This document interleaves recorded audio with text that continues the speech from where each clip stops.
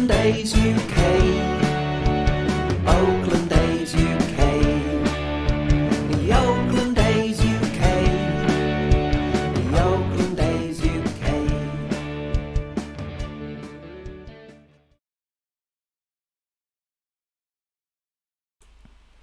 Okay, hello and welcome to this little live stream. As you can see straight away, this is all a bit impromptu, to be honest with you.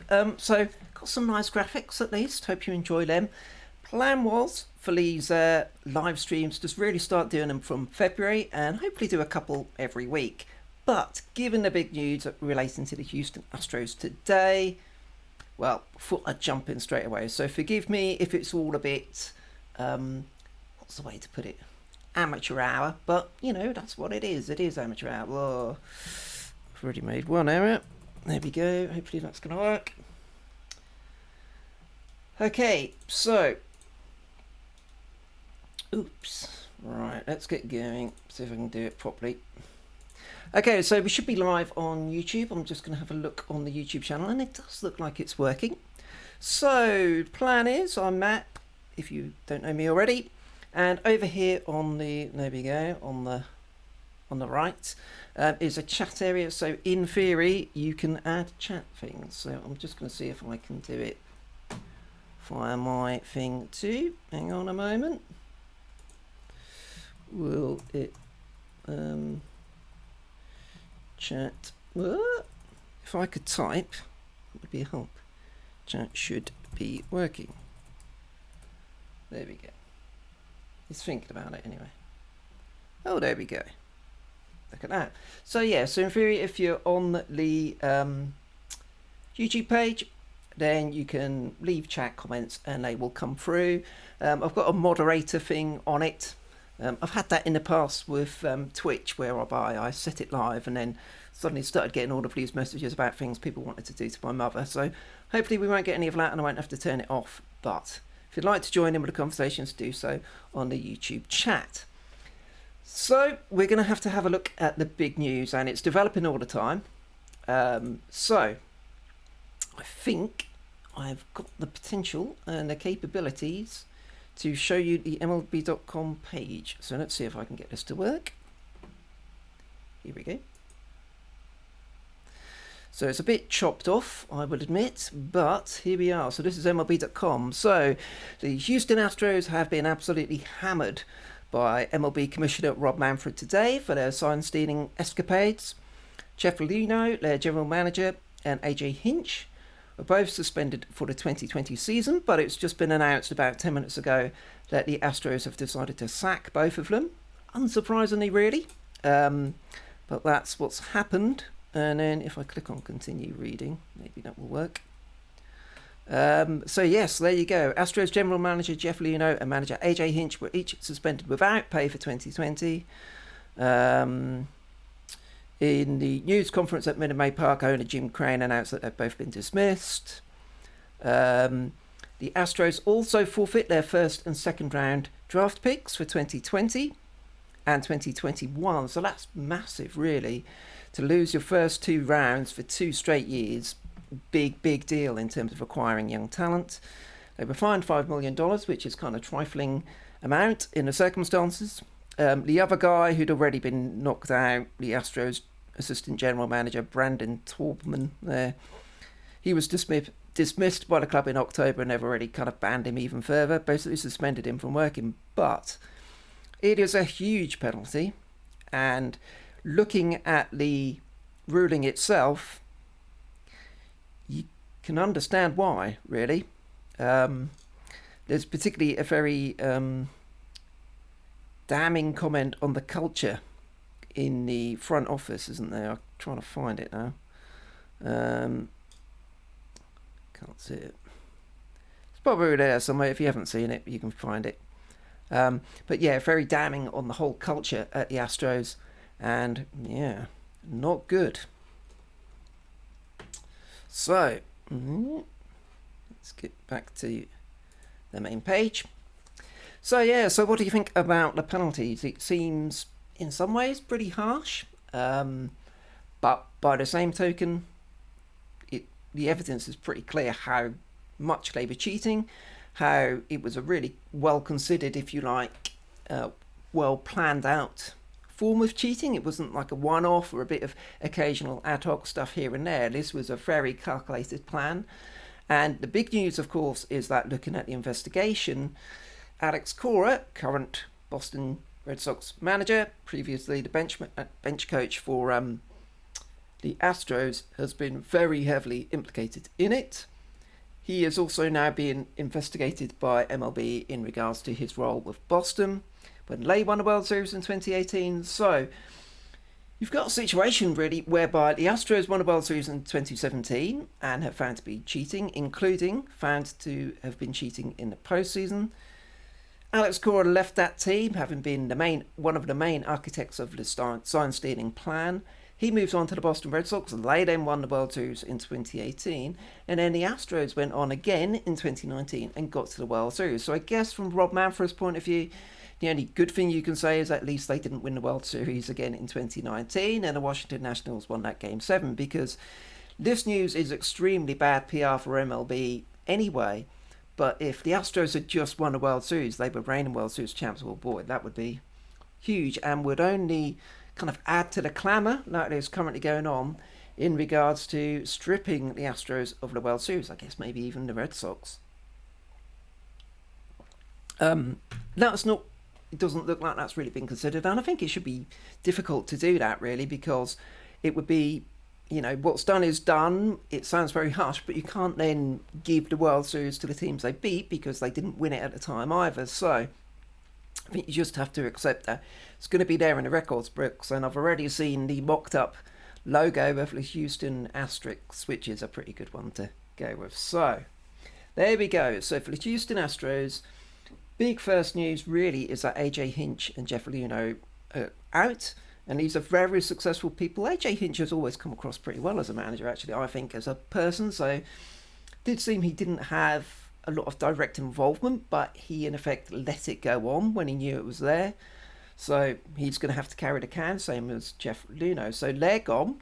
The Astros, therefore, are in complete disarray. Just a couple of, a month before pitchers and catchers report he was going to be their manager. I guess they would appoint internally, but that's a big turnaround when you think they've already lost Garrett Cole in free agency. So what are they going to do there? Who knows? You then have the fact that, as I said, Boston are going to have to brace themselves for the Alex Cora penalty. It would be, given the details that we've had in the report that Rob Manfred has published today about Cora's involvement with the Astros, if there is anything to the Boston Red Sox part of it too, then, he must get more than Luhnow and AJ Hinch in terms of suspension. So that would be at least 2 years.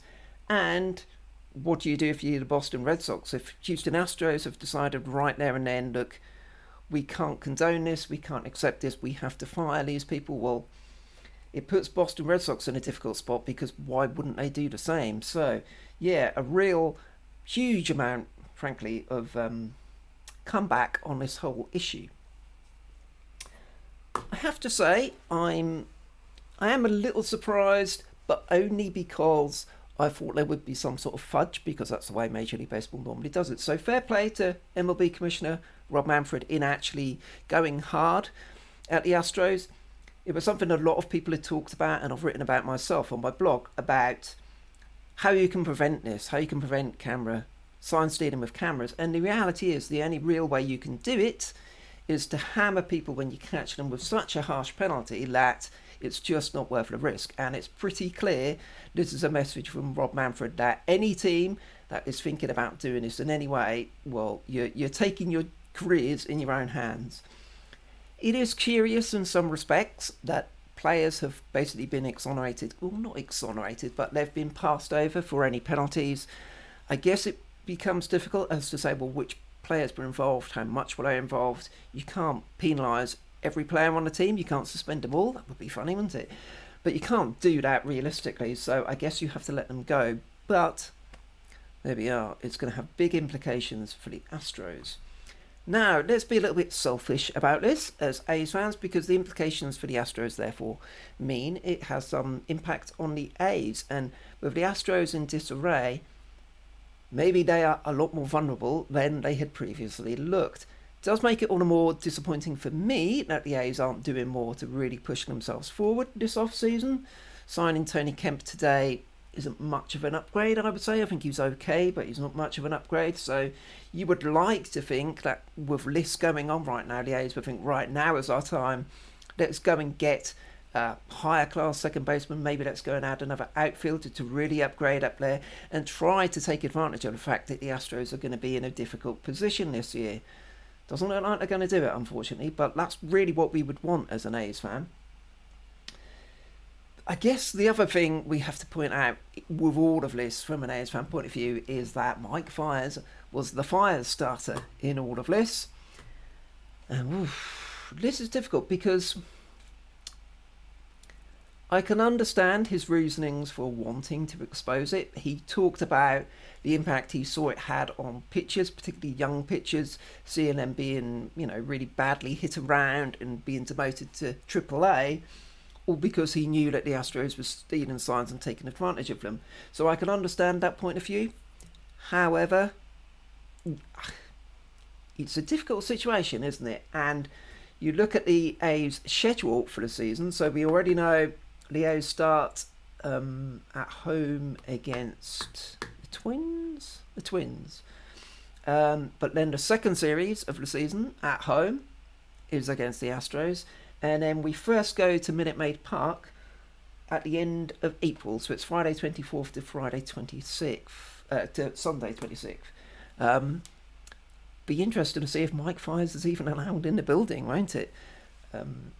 When you think about the consequences of what he's done, I know you can say people kind of asked for it, but, one good person. I think AJ Hinch is a good person. I'm not so sure about Jeff Leno, but these two guys have now lost their jobs because of it.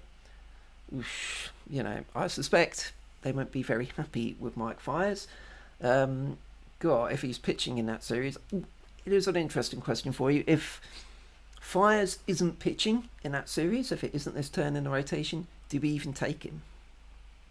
I don't know. Do you try and diffuse the situation by not inviting him? You can't keep hiding him away, but yeah, there's going to be a lot of comeback on Fiers, even though he has probably done the right thing. You could say it's not going to go down well with Astros fans and Astros players, Astros coaches. So yeah, that's going to be a tricky one, and we'll see what happens with all of that. So where does that leave us? Well, I was just having a look back at the news again, and yeah, you have to say that the Astros are in a mess. Other than that, what else has happened today? So the Tony Kemp news, I guess, it's pretty low key in all. It's quite low key even if there hadn't been anything else going on really, but we may as well have a look at it. It's not actually being reported on MLB.com as yet, but I'm sure it was reported by the A's, wasn't it? Yeah, there we go. News of the day. Tony to the town. We've acquired infielder outfielder Tony Kemp from the Chicago Cubs from minor league infielder Alfonso Rivas. So Kemp we know well from his time in the Astros. Be interesting to see what conversation he has with Mike Fiers, won't it? He's okay. He's not that great, I wouldn't say. And again, I'd much prefer us to really be making a move to bring in a really good player rather than just dabbling around the edges with a guy like Tony Kemp. That's the A's way, unfortunately. So Tony Kemp comes in. Does that kind of mean the second base position is full? I don't know about that. But that would potentially make sense. Bringing him in now puts us up to 40 on a 40-man roster. In fact, that's a good point. Hang on a moment.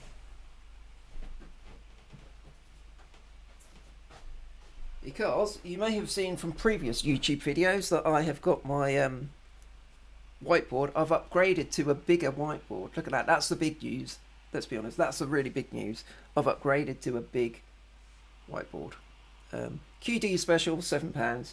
But yeah, so we had one space left. Yeah, there we go. So I will have to put Tony Kemp's name on that to add it to the roster board. A left-handed hitter, so we've heard so much from the A's about the need to bring in some lefty bats because we're very righty heavy, aren't we?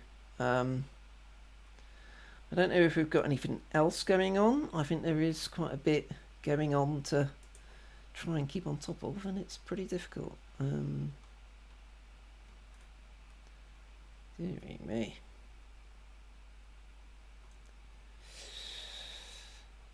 Yeah, well, this is interesting. So I'm just having a look on Twitter, and Bill, what's his name, Shakin, I think it is, he covers baseball for the Los Angeles Times, has tweeted, Mike Friars basically got Jeff Leno and AJ Hinch fired.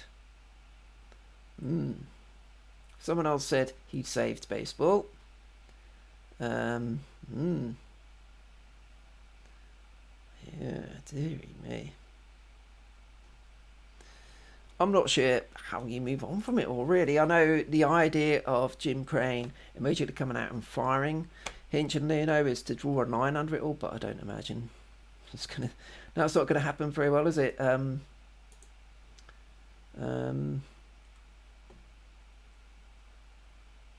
So, okay, I'm just reading a tweet from Richard Justice. I may be able to bring this up, actually. Let me go back to my other page. Hang on a moment. There we go. So this is a tweet from, get myself back on track, from Richard Justice of MLB.com, closely involved with the Astros in the past. It said, from Astros owner Jim Crane, after firing Leno and Hinch, his quotes, "We will not have this happen ever again on my watch. When I found out, I was very upset. I want to be known for playing the rules." I think he means playing by the rules, not playing the rules. That's definitely not what it means. Neither one of them, Hinch and Leno, did anything about it. Oh dear. So, that's interesting, isn't it? I've just, oh look, there's a nice picture of Brendan. So there we go. That's the big story. Astros owner Jim Crane announces the dismissal of GM Jeff Leno and manager AJ Hinch. Whoosh. Big time going off. Okay, there we go. So lots going on. And there we are. Okay. So we'll have to see how it all shakes out, won't we? I do think it's clearly going to play into the A's hands in terms of the West. This is not going to make the Astros a bad team right now. And in fact, we've seen it in the past. When was the Italy? Was it 2006? Am I remembering the right year? No. That was a World Cup year, wasn't it? There was the year Italy won the European Championships after all of the match fix and scandals and all of that. And the idea that that can bring a team together, you know, kind of us against the world mentality, a siege mentality. So you suspect that the Astros will come out with that mentality this year.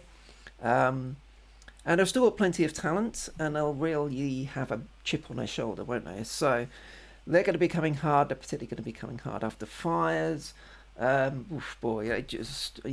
It does make you wonder what's going to happen with Mike Friars, doesn't it? Because that is a powder keg and a half when the A's take on the Astros at some point this season. Early in the season, twice in April, we faced them. So, oh dear. But there we go. Cheats never prosper, they say, other than actually winning the World Series and keeping the rings. But Hinch and Leno have been caught banged to rights, banging their drums. All the players were banging their drums. And we'll see. We'll see what happens to Alex Cora. So another potential rival. I know the Red Sox had a bad year in 2019, but they've got a lot of talent there too. They must be bracing themselves for a big suspension ended. Excuse me. In reality, Cora going down. Thanks for the comment, Reese Toon. Lots to come out yet, as the report says, started with the players. Yeah, exactly. I mean, I think that's the thing with the player side of it. How far do you go?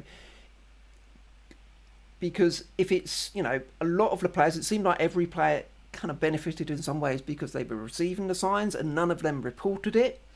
So you can't suspend everyone, can you? Maybe you kind of put them all on a formal warning or something for future conducts, maybe. This isn't going to be the last of it, because the issue has always been with when we've been talking about sign stealing is the idea that, well, everybody does it now. That's always no excuse whatsoever, and if you get caught, you get caught. Just because somebody else does it doesn't make it right for you to do it too. But when it came out that the Astros were going to be investigated by the commissioner, you immediately started hearing rumours about, well, what happens if they get found out? Who else is going to kind of sling mud back from the Astros side? And yeah, that's going to be the interesting thing now. Accusations are going to fly. The Astros, if they genuinely do feel like other teams have been doing it too, they're going to be looking to try and forward evidence to the MLB Commissioner's office to try and get other people done too. Basically, if we're going down, we're going to take you down with us. That's going to create a very nasty atmosphere and a very nasty situation within Major League Baseball. But I have to say, I am glad that Manfred has taken this action. I think it's harsh on Astros fans in many ways, but you know, they'll take the World Series, I'm sure. And if you don't take such decisive action as this, then you're going to allow it to happen. We've seen it with performance enhancing drugs, with steroids, when people just turned a blind eye to it and it created a huge problem, and you can't allow it to happen again with sign stealing. So this, I mean, if there was one thing you wanted as a general baseball fan, as a, you know, fan who wants to see the game played the right way, you wanted a penalty or a series of penalties that very clearly put a line in the sand and made sure anyone who was in any way thinking about doing this would think the risk is just too great. I cannot do this because if I get caught, I'm out of here. And one thing you can say about this group of penalties, that is definitely the effect it will have. You cannot imagine any team being stupid enough to try and do this sort of sign stealing anymore, because if they get caught, they're done for. Absolutely done for. And I will applaud. There's lots of things I disagree with Rob Manfred on. Lots of things where I think he has deserved criticism, and I'm happy to criticise him. Thank you very much. But for this, I will say fair play to him. He's made the right call. He's taken very, very decisive action, and it should be a huge deterrent for anyone considering doing this at any point in the future. Yeah, so who else do we think might be suspected of sign stealing? It will be interesting to see what the Dodgers come out with, because the Dodgers have been on the wrong end of it. Were on the wrong end of it in 2017 against the Astros in the World Series. But yeah, you know, I mean, there's going to be a lot of accusations. I think that's the main thing.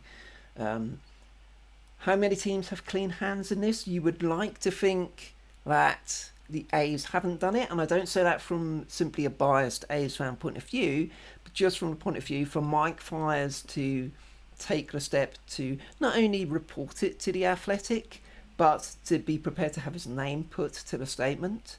If he knew the A's were doing it too, that would be pretty stupid. So you'd like to think the A's have been played by the rules. I'm sure Bob Melvin would have clamped down on anything like that. Good old Bob. So yeah, but who else could be doing it? It would be quite funny if teams like the Orioles or the Marlins were found to have been stealing sign. Could you imagine if the Orioles, Chris Davis, was trying to benefit from sign stealing and still couldn't hit a thing?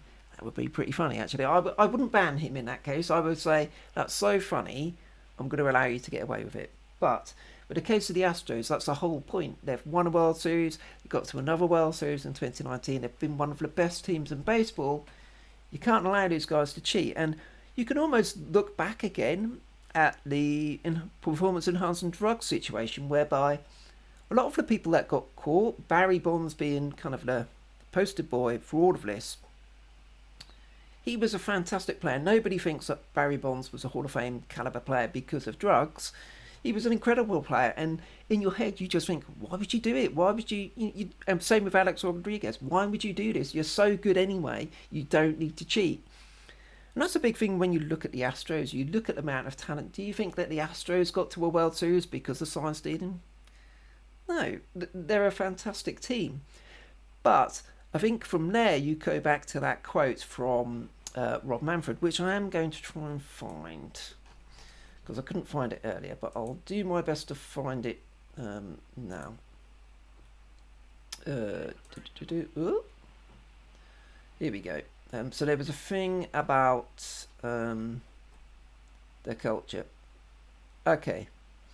I find a contact of the... So this is Rob Manfred in his formal decision notice. I find a contact of the Astros and its senior baseball operations executives merit significant discipline. So thanks for comments, by the way. Rumours that Alex Cora will get a bigger suspension. I think so. He seems safe, but there's no way Fire speaks out about Astros and phase. But no, that's what I was thinking, Dan. You know, it would be pretty mad for him to be talking about this if he knew something had been going on with the A's. I think Reese, yeah, definitely. He's pretty much one of the few people who is very, very directly criticised in the official kind of document, how many pages it is, 9-page document, being very clearly stated that he was a ringleader in all of this, in organising it and coming up with it and seeing it be put in place.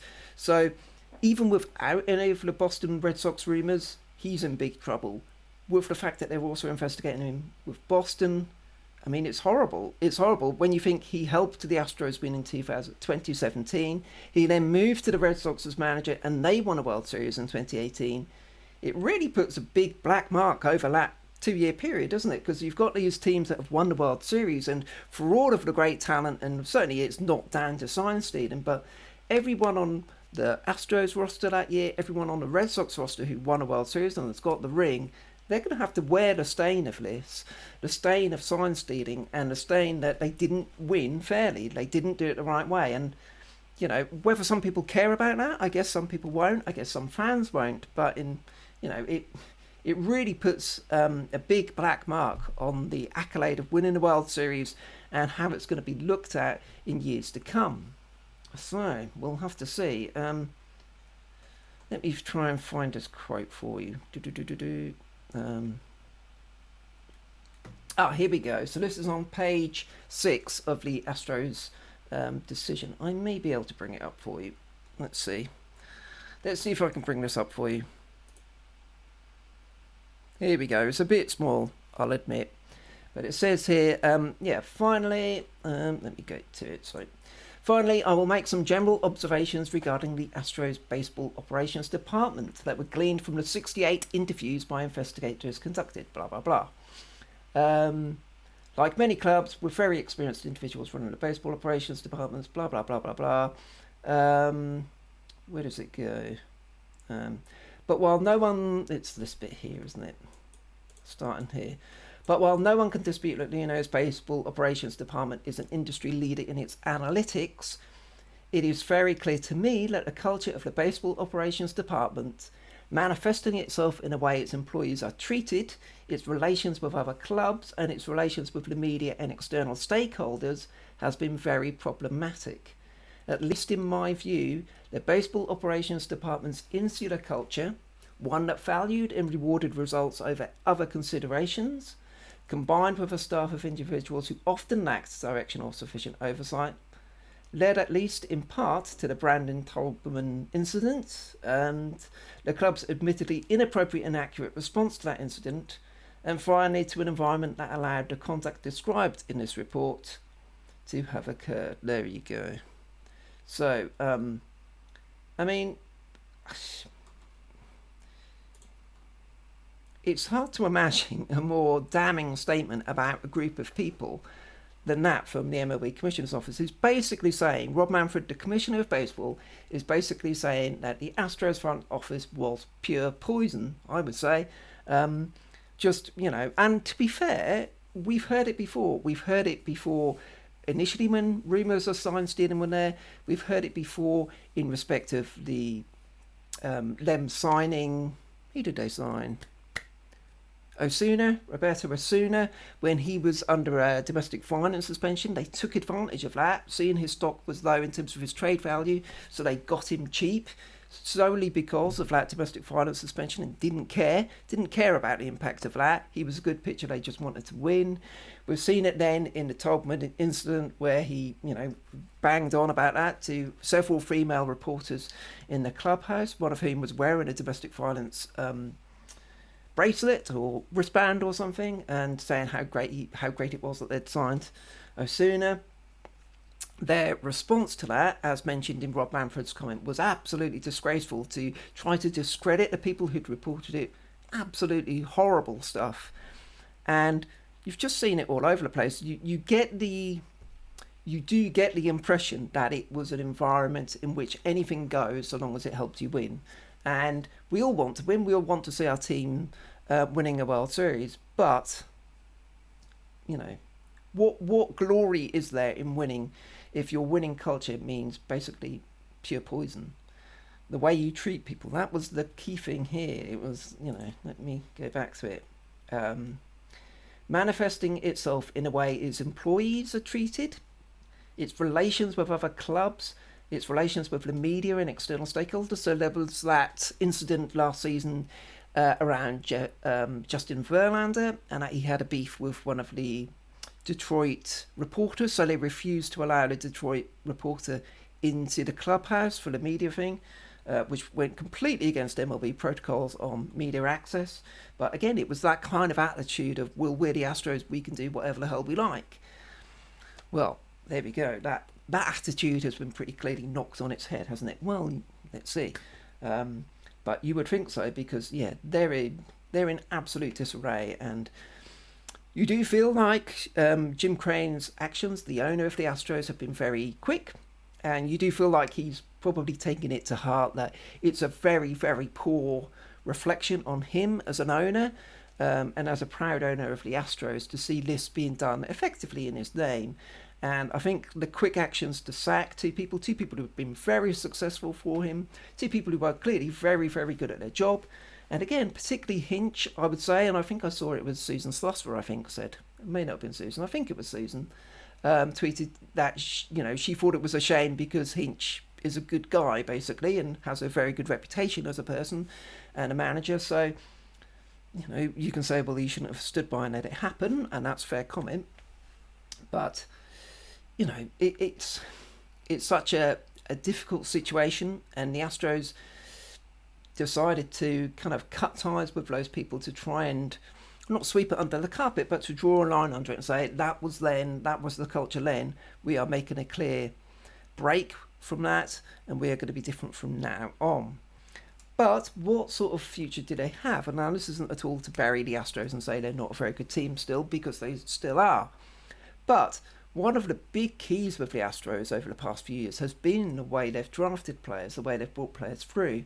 And that's going to take a huge hit when you think about losing your first and second round draft picks for 2 consecutive years. That will put a massive hole in their prospect pool. And it does make you wonder, particularly, let's say, if, I can't imagine this would happen, to be fair, but particularly if, say, the Astros had a bad first half to the season and were, maybe not pushing on too well. Again, I don't think that's going to happen, but you get to the point of, would you look to trade a Carlos Correa? Maybe, because is that your way to try and get some high value prospects back into your system to make up for the fact that you can't draft them?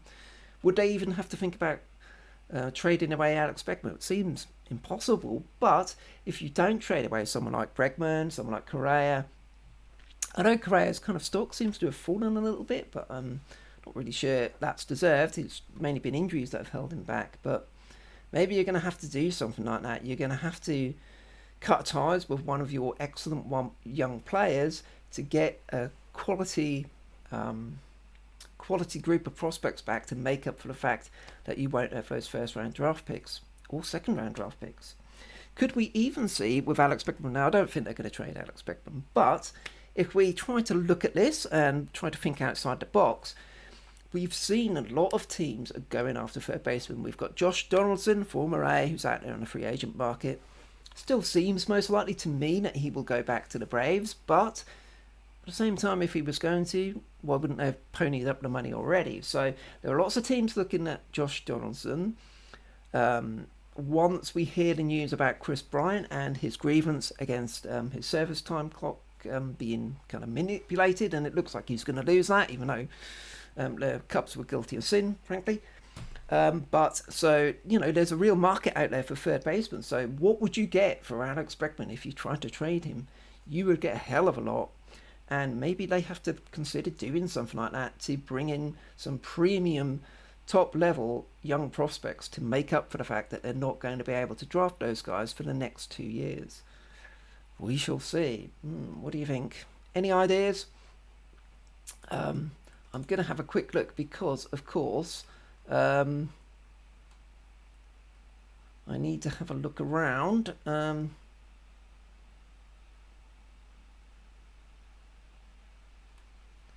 And have a little look. So, Astros fans. So George, who's the Astros fans UK lead, who's a good guy. We always like George. He's the Astros fan you can like. He has posted about 35 minutes ago. I'll go on record to say Jim Crane was absolutely wrong to fire both Hinch and Leno over this. Huge overreaction. Any damage was already done. To put it mildly, we are entering a new Astros era, and we have to start it right now. So that's kind of the Astros side to it. Addison Footer, brilliant MLB columnist previously with the Astros, says AJ Hinch is one of the most well-liked people in our game. He'll manage again sooner than later. I'm sure he will. She then says, I could use a stiff drink, I bet. And then Brian McTaggart, who I think is, he's the Astros beat writer for MLB.com, has noted, when asked about the status of some of the lower level members of the front office, Crane was quoted, we're still reviewing that. Lower level employees were taking direction from senior players or coaches. Dear. Blimey. So who else is going to go? Who else is going to go? Big stuff, isn't it? Let's have a little look about MLB.com. So apologies for not much coverage of Tony Kemp, but he's not that good, is he? I'm actually a little bit annoyed about the Tony Kemp signing. I mean, is he better than nothing? I'm not sure he is better than nothing. Anyway, that's what we've been left with, and I'll update my whiteboard for it anyway. But I think that's as far as we can talk today on the news. The shocking news with the Astros. We knew there were rumours just in the past week or so that the penalties were about to be announced and they were going to be big. But maybe I don't think anyone realised they would be quite this big. Yes, huge shockwaves throughout, particularly the AL West, but across Major League Baseball too. So to wrap it all up, here's the news. Jeff Luhnow and AJ Hinch of the Astros have been suspended for a year but then fired by Jim Crane for their role or lack of oversight, if you want to put it, of the Astros science deal, and there could still be more penalties coming for other members of staff from the Astros too. We've seen the Astros stripped of their first and second round picks for the next 2 years, which is huge. They've also been fined $5 million. And the next big thing we've got to look at is Alex Cora. Rob Manfred has confirmed that the investigation into the allegations against the Red Sox is now starting, and Cora is going to have the spotlight firmly on him. So, Big Bat Clarky, hello mate. Kemp is better than nothing. Our next banner. I think I qualified that by saying I'm not sure he is better than nothing. So if you can fit that in small text along the bottom, then that would be good. I should say to you, Dom, so as you can see, my nice little graphics and everything, I was going to have my green screen up, so that'll look even better, but I didn't have time to do that today. But what I have been able to work out how to do, I think, is work out how I can bring other people into it, or the audio of people on a Skype call. So I've even set up some graphics for you. So I can't show you those now, unfortunately, because I've not got them loaded into the system. But if you and Hannah are up for it during the season, I can bring you in on a Skype call and you can join in the audio chat. I've got a little picture of you. We have the little bars going up and down when you speak to show that there's noise coming through. So it should be nice and interactive. I like the idea of doing some of these during games. So we saw Phillies UK do that. on Twitter, on Periscope during the season. So if we can get that working, that would be fantastic. And as you can see, I think what I can do, I mean, I'm going to bring this up. This isn't changing to a new page. So obviously this is just the standings page, but I'm pretty sure what I'm going to be able to do, probably not necessarily completely in compliance with MLB.com rules, but I can sort of bring up game day audio, for example. Not game day audio, the game day, you know, play-by-play thing. So we can have that in a window to one side and then talk about what's going on in the game as we go along. So I think that would be quite cool. But yeah, lots of plans for sure. Brilliant stuff. Okay, yeah. I'm afraid I don't have it. Let me see if I can. Just before I wrap up, I'll see if I can set it up for you.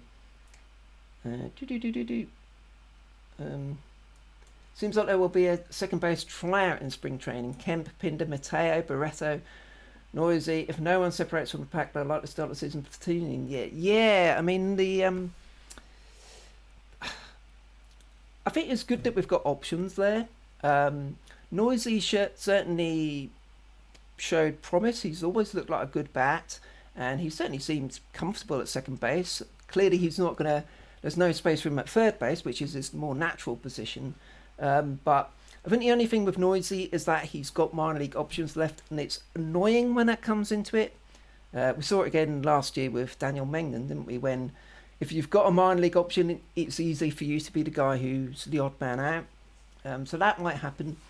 I do think with Mateo and Barreto, they're both out of options. So they've either got to be on the opening day roster or we've got to, in effect, offer them up to everyone else. So I do think you've got to start by looking at Barreto and Mateo to really come to a final conclusion with them. We've seen Barreto up and down. He's not really looked comfortable at the plate in the major leagues, which doesn't mean that's the end of it, but he's not really taken his chance, at least. Mateo wasn't called up at all, even last season when you thought he probably would be. He wasn't, so you do wonder how much confidence there is in Mateo. But we should see what they're going to do. I'm not completely sold on the idea, say, of Pinder as an everyday second baseman. I think his real value is how he's a good outfielder. He can play infield positions too. So I think he's more that sort of a guy. As you say, Kemp now is in the running. Yeah, we'll see. We'll see if Kemp's still on the roster when we come to opening day. It's not always guaranteed, is it? But yeah. In many ways, should be better than Profile. That could be another banner. Should be better than Profile. But yeah, let me see if I can set up this screen for you just quickly. So it'll look a bit rubbish whilst I'm doing it. So I'll apologise for that. But I shall show you what it looks like. So here we go. It's just a blank screen at the moment. So I'll quickly do it for you.